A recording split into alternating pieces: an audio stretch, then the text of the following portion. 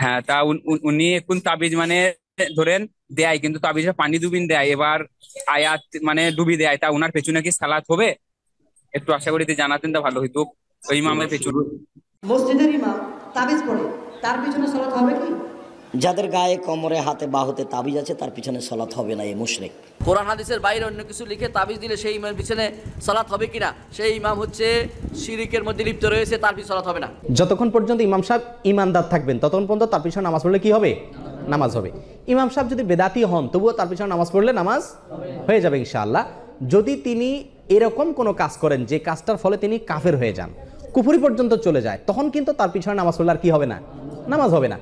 শুধু শুধু তাবিজ করা মোল্লা যদি হয়, তাহলে তাবিজ করা বড় শিরক সবসময় না, অধিকাংশ সময় ছোট শিরক। কথা বোঝা গেছে? তাবিজ করা বড় শিরক নয় যদি তাদের শিরকি কথা না থাকে।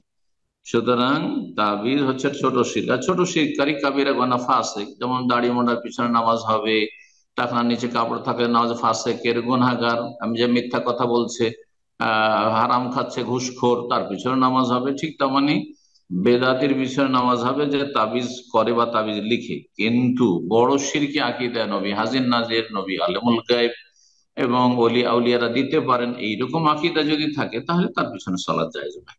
আপনাকে দেখতে হবে, তা আপনি একা একা করে প্রশ্ন করলে কেমন করা হবে? তার মধ্যে বড় শিরক আছে না ছোট শিরক আছে, বড় বেদাত আছে না ছোট বেদাত আছে, এগুলো দেখার বিষয়।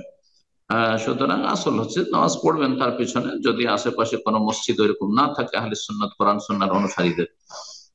আর যদি থাকে তাহলে তাদের পিছনে নামাজ পড়বেন না, বিদাতের পিছনে নামাজ পড়বেন না, যদি বিকল্প ব্যবস্থা থাকে। আল্লাহ হেফাজত করুন। জি।